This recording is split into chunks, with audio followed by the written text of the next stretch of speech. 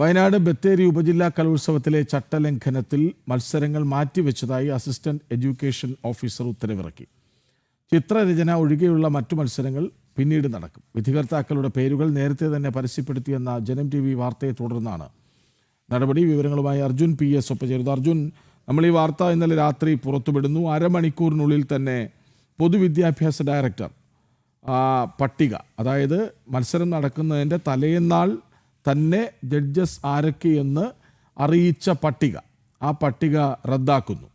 അതിനുശേഷം ഇതിപ്പോൾ കലോത്സവം തന്നെ മാറ്റിവെക്കുകയാണ്. അതായത് ഇന്നലെ രാത്രി കൊണ്ട് പകരം ജഡ്ജസിനെ കണ്ടുപിടിക്കാൻ കഴിയില്ല, അത്ര പ്രയാസമുള്ള കാര്യമാണ്. അതേ സബ് ജില്ലയിലുള്ളവർ പാടില്ല, അങ്ങനെ ചില നിർദ്ദേശങ്ങൾ ഉള്ളതാണല്ലോ.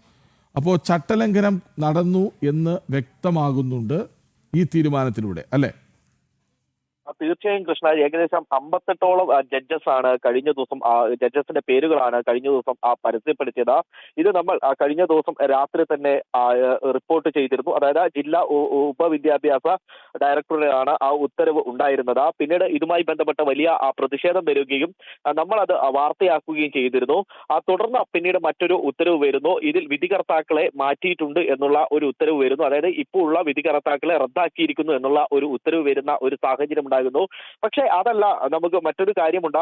ഇതിൽ കൃത്യമായി ഇദ്ദേഹത്തിനെതിരെ നടപടി വേണം. അതായത് ജില്ലാ വിദ്യാഭ്യാസ ഉപഡയറക്ടറുടേത് അദ്ദേഹത്തിനാണ് നടപടി ഉണ്ടായിരുന്നത്. അദ്ദേഹത്തിനെതിരെ കൃത്യമായ നടപടി വേണം. കാരണം ഇത്തരത്തിൽ പരസ്യപ്പെടുത്തുക എന്ന് പറയുന്നത് ഇതുവരെ ഉണ്ടായിട്ടില്ല. അതായത് വിധികർത്താക്കളെ സ്വാധീനിക്കാനുള്ള ഒരു സാധ്യത ഉണ്ടാകും. എന്നാൽ തന്നെയും ആ വിധികർത്താക്കളെ കഴിഞ്ഞ ദിവസം തന്നെ റദ്ദ് ചെയ്യുന്ന ഒരു സാഹചര്യം ഉണ്ടായിരുന്നു. പിന്നീടാണ് ഇന്ന് വീണ്ടും മറ്റൊരു ഉത്തരവ് കൂടി പുറത്തു വന്നത്. അതായത് ഈ കലോത്സവത്തിലെ ചട്ടലംഘനവുമായി ബന്ധപ്പെട്ടിട്ട് ഈ പരിപാടി തന്നെ, അല്ലെങ്കിൽ ഈ കലോത്സവം തന്നെ മാറ്റിവെക്കുവാനുള്ള ഒരു ഉത്തരവാണ് പിന്നീട് വന്നത്. അതായത് ചിത്രരചന, കഴിഞ്ഞ ദിവസം ചിത്രരചനയുമായി ബന്ധപ്പെട്ടിട്ടുള്ള ഒരു ആളുകളുടെ ഒന്നും, അല്ലെങ്കിൽ അത്തരത്തിലുള്ള വിധികർത്താക്കളുടെ പേരുകളൊന്നും പുറത്തു വന്നിരുന്നില്ല. മറ്റ് കലാരൂപങ്ങളുടെയൊക്കെ അത്തരത്തിൽ കലാമത്സരങ്ങളുടെയൊക്കെ ആളുകളുടെ വിവരങ്ങളാണ് പുറത്തു വന്നിട്ടുള്ളത്. അതുകൊണ്ട് ആ മത്സരം ഒഴിവാക്കി ചിത്രരചനാ മത്സരം മാത്രം ഉൾപ്പെടുത്തുക എന്നുള്ളതാണ് പ്രധാനമായും ഇന്ന് വന്നിട്ടുള്ള ഉത്തരവ്. പക്ഷേ അതിൽ മറ്റൊരു കാര്യം എന്ന് പറയേണ്ടത്, ഇതിൽ വിദ്യാഭ്യാസ ഉപഡയറക്ടർ എന്തിനാണ് ഇത്തരത്തിലുള്ള ഒരു ഉത്തരവ് ഇറക്കിയത് എന്നുള്ള ഒരു കാര്യം ആലോചിക്കേണ്ടതുണ്ട്. അതായത് ഈ ഇത്തരത്തിൽ പരസ്യപ്പെടുത്തുക, ഈ വിധികർത്താക്കളുടെ പേരുകൾ എന്തിന് പരസ്യപ്പെടുത്തി എന്നുള്ള ഒരു അന്വേഷണം കൃത്യമായി നടക്കേണ്ടതുണ്ട്. മാത്രമല്ല അദ്ദേഹത്തിനെതിരെ കൃത്യമായ നടപടി വരേണ്ടതുമാണ്. കാരണം കഴിഞ്ഞ ദിവസം നമ്മൾ പറഞ്ഞതുപോലെ തന്നെ മാസങ്ങളോളം വലിയ രീതിയിൽ കഷ്ടപ്പെട്ട് വലിയ പണം മുടക്കിയൊക്കെയാണ് ഈ കുട്ടികൾ ഈ ഒരു ഉപജില്ലാ കലോത്സവത്തിനടക്കം ഈ മത്സരങ്ങളിൽ പങ്കെടുക്കുന്നത്. ഓരോ വസ്തുക്കൾക്കും, ഈ ഡാൻസ് ആകട്ടെ മറ്റുള്ള മത്സരങ്ങളാകട്ടെ, അതിനൊക്കെ ഈ വസ്ത്രങ്ങൾ വാങ്ങുന്നതിന്, ആഭരണങ്ങൾ വാങ്ങുന്നതിന് വലിയ ചെലവാണ് വിദ്യാർത്ഥികൾക്കുള്ളത്. അത് മാത്രമല്ല അവരുടെ എഫേർട്ട്, മാസങ്ങളായുള്ള അവരുടെ എഫേർട്ട്, അതിനെയൊക്കെ മറികടന്നുകൊണ്ടാണ് ഇത്തരത്തിൽ വിധികർത്താക്കളുടെ പേരുകൾ നേരത്തെ തന്നെ പ്രസിദ്ധപ്പെടുത്തിയതിൽ. അങ്ങനെയെങ്കിൽ ഈ വിധികർത്താക്കളെ സ്വാധീനിക്കാനുള്ള ഒരു സാധ്യത വളരെ ഏറെയായിരുന്നു. ആ സമയത്താണ് നമ്മുടെ ജനം TV ഇത്തരത്തിലുള്ള ഒരു വാർത്ത നൽകുകയും പിന്നീട് വിധികർത്താക്കളുടെ പേരുകൾ റദ്ദാക്കുന്ന ഒരു സാഹചര്യം ഉണ്ടാവുകയും ഇന്നലെ രാത്രി തന്നെ മറ്റൊരു ഉത്തരവ് കൂടി വരുന്ന ഒരു സാഹചര്യം ഉണ്ടാവുകയും ചെയ്തിരുന്നത്. ഉപജില്ലാ വിദ്യാഭ്യാസ ഓഫീസർ ഒരു ഉത്തരവ് ഇറക്കുന്നു. അതായത് ഈ മത്സരങ്ങൾ മാറ്റിവെച്ചു, ചിത്രരചന ഉൾപ്പെടെയുള്ള മത്സരങ്ങൾ മാറ്റിവെച്ചു എന്ന് പറയുന്ന ഒരു ഉത്തരവ് കൂടി പുറത്തു വരുന്നത്. അർജുൻ, അതായത് ഒരു ഇമ്പാക്റ്റ് വാർത്ത എന്നതിനപ്പുറം ഒരു സാമൂഹിക ഉത്തരവാദിത്വം കൂടിയല്ലേ നമ്മൾ നിറവേറ്റിയത്? കാരണം ഒരുപക്ഷെ സാധാരണ മത്സരാർത്ഥികൾ ഇതൊന്നും അറിയണമെന്നില്ല, അവർ അവിടെ മത്സരിക്കാനെത്തും. ഇതൊക്കെ പുറത്ത് അറിയിച്ചത് ഒരു സാമൂഹിക ഉത്തരവാദിത്വത്തിൻ്റെ ഭാഗമായി കൂടി നമ്മൾ കാണണ്ടേ? തീർച്ചയായും കൃഷ്ണരാജ്, അത്തരത്തിൽ തന്നെയാണ്. കാരണം മറ്റുള്ള അധ്യാപകരോ അല്ലെങ്കിൽ ഇവിടെയുള്ള രക്ഷകർത്താക്കളോ ഇത് കണ്ടു എന്ന് വരില്ല, അല്ലെങ്കിൽ വിദ്യാർത്ഥികളോ കണ്ടു എന്ന് വരില്ല. കാരണം കഴിഞ്ഞ ദിവസം വൈകുന്നേരമാണ് ഇത്തരത്തിൽ ഒരു ഉത്തരവിറക്കിയത്. രാവിലെയല്ല, വൈകുന്നേരമാണ്. പലരും ഈ വാർത്തകൾ ശ്രദ്ധിക്കാത്ത സമയത്തടക്കം ഉള്ള ഒരു സമയമാണ്. രാത്രിയൊക്കെ ഇങ്ങനെ ഉത്തരവ് പുറപ്പെടുവിച്ചാൽ ആര് കാണാനാണ് എന്നുള്ള ഒരു ചോദ്യമൊക്കെ ഉയരുന്നുണ്ട്. പക്ഷേ പലരുടെ കൈകളിലും ഈ ഉത്തരവ് എത്തുന്ന ഒരു സാഹചര്യമുണ്ട്. പബ്ലിക് ഡൊമൈനിലാണ് ഇത് പ്രസിദ്ധപ്പെടുത്തിയത്. അതുകൊണ്ട് തന്നെ പലരുടെയും കൈകളിൽ എത്താം. അങ്ങനെയെങ്കിൽ ഞാൻ അർജുനിലേക്ക് വരാം. ഇപ്പോൾ aided teachers association president AV Indulal ഒപ്പം ചേരുന്നുണ്ട്. ശ്രീ AV ഇന്ദുലാൽ, ഒരു സബ് ജില്ലാ കലോത്സവം അവിടെ നാളെ, അതായത് ഇന്നലെയാണ് നമ്മൾ വാർത്ത പുറത്തുവിട്ടത്, അതുകൊണ്ടാണ് നാളെ എന്ന് പറഞ്ഞത്. ഇന്ന് നടക്കാനിരിക്കുന്ന മത്സരങ്ങൾക്ക് തലേന്ന് തന്നെ പൊതുജന മധ്യത്തിലേക്ക് ഒരു ഉത്തരവിറങ്ങുന്നു, ഇവരൊക്കെയാണ് ജഡ്ജസ് എന്ന്. നോക്കൂ, കഴിഞ്ഞ കുറേ വർഷങ്ങൾ എത്രയെത്ര വാർത്തകളാണ് പുറത്തു വന്നത്. ജഡ്ജസുമാർ പണം വാങ്ങുന്നു, ജഡ്ജസുമാർ പക്ഷപാതം കാണിക്കുന്നു, ആ തരത്തിൽ എത്രയെത്ര വാർത്തകൾ പുറത്തു വന്നതാണ്. ടെലിഫോൺ റെക്കോർഡുകൾ വരെ പുറത്തു വന്നതാണ്. എന്നിട്ടും എന്തുകൊണ്ട് ഇങ്ങനെ ഒരു മണ്ടൻ തീരുമാനത്തിലേക്ക് പോയി എന്നാണ്? ബോധപൂർവമോ? Good morning. ഞാൻ ആദ്യമേ ഒരു ചെറിയ തിരുത്ത്. ഞാൻ കേരള എയ്ഡഡ് ടീച്ചേഴ്സ് അസോസിയേഷന്റെ ജനറൽ സെക്രട്ടറിയാണ്, പ്രസിഡന്റ് എന്നാണ് പറഞ്ഞത്. കുഴപ്പമില്ല. ഞാൻ സാറ് ഈ വിഷയത്തിൽ ഞങ്ങൾ പ്രതികരിക്കുന്നത് തീർച്ചയായിട്ടും ഇത് ഒരു ഒറ്റപ്പെട്ട സംഭവമല്ല. കഴിഞ്ഞ കുറേ കാലമായിട്ട് ഈ വാളെടുത്തവരൊക്കെ വെളിച്ചപ്പാടാകുന്ന നിലയിൽ വിദ്യാഭ്യാസ ഓഫീസർമാർ പ്രവർത്തിക്കുന്നുണ്ട്. തങ്ങളുടെ അധികാരമോ അധികാര പരിധിയോ ഒക്കെ വിട്ടുകൊണ്ട് പ്രവർത്തിക്കുന്ന ഈ വിദ്യാഭ്യാസ ഓഫീസർമാരെ തികച്ചും നിലയ്ക്ക് നിർത്താനുള്ള അധികാരി എന്ന് പറയുന്നത് സംസ്ഥാന ഗവൺമെന്റ് തന്നെയാണ്, വിദ്യാഭ്യാസ വകുപ്പ് തന്നെയാണ്. വിദ്യാഭ്യാസ വകുപ്പ് ഇത്തരം വിഷയങ്ങളിൽ ഒരു കണ്ണും നോക്കാതെയുള്ള നടപടി ഉണ്ടാകണം. ഒരുപക്ഷെ ഇത്തരത്തിലൊക്കെയുള്ള ഒറ്റപ്പെട്ട സംഭവമായിട്ട് ചിത്രീകരിച്ചോ അല്ലെങ്കിൽ മാറ്റിയോ അതിനെ മാറ്റുന്ന സ്ഥിതി ഉണ്ടാകരുത്. ഞാനിത് പറയുന്നത് ബത്തേരിയിലെ ഉപജില്ലാ ഉത്തരവാദിത്തപ്പെട്ട പദവിയിലിരിക്കുന്ന ഒരാൾ എങ്ങനെയാണ് ഇത്തരം കാര്യങ്ങൾ ചെയ്യുന്നതെന്ന് മനസ്സിലാകുന്നില്ല. അറിയാതെ പറ്റില്ലല്ലോ. തീർച്ചയായിട്ടും അറിയാതെ പറ്റില്ല എന്നല്ല, അത് അവിടെയാണ് ഞാൻ പറഞ്ഞു വരുന്നത്. ഇതിനൊക്കെ പിന്നിൽ എന്ത് വന്നാലും പ്രശ്നമില്ല, അവരുടെയൊക്കെ രാഷ്ട്രീയ നിറം കൂടെ ഇതിന് പിന്നിലുണ്ട്. കാരണം എന്ത് ചെയ്താലും പുറത്ത് നിൽക്കാം എന്നൊരു ധൈര്യം പക്ഷേ ഒരു സംഘടനകളും ഇത്തരത്തിലുള്ള ഏത് സംഘടനയിൽപ്പെട്ട ഏത് സംഘടനയെന്നോ ഏത് കക്ഷി രാഷ്ട്രീയമെന്നോ ഒന്നും നമ്മൾ നോക്കുന്നില്ല. പക്ഷെ ഇത്തരത്തിൽപ്പെട്ട ആൾക്കാരെ, ഉദ്യോഗസ്ഥരെ കൃത്യമായിട്ടും നിയമത്തിന്റെ മുന്നിൽ കൊണ്ടുവരണം.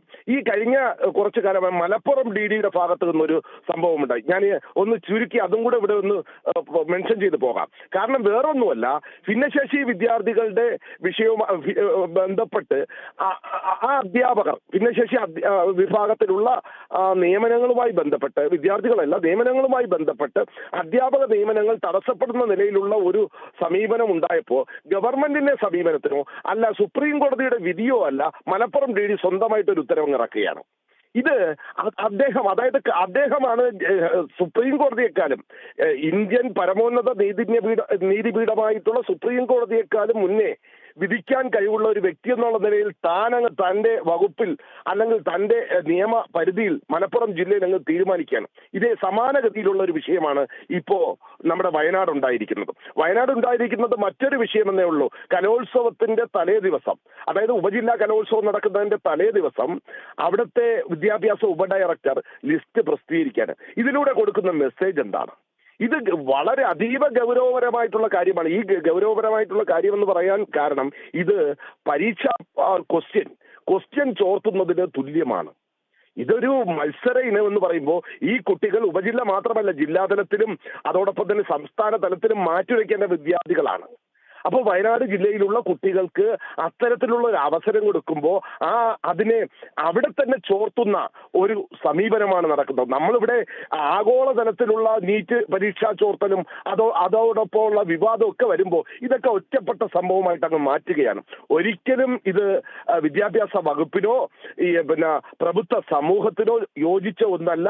കാരണം ഇത് കൃത്യമായിട്ടുള്ള നിയമ നടപടി അല്ലെങ്കിൽ അച്ചടക്ക നടപടി ഈ ഉദ്യോഗസ്ഥർക്കെതിരെ മാതൃകാപരമായിട്ട് വിദ്യാഭ്യാസ വകുപ്പ് സ്വീകരിക്കണം.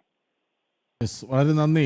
Kerala aided teachers association general secretary Shri AV Indulal പ്രതികരിച്ചതിന്.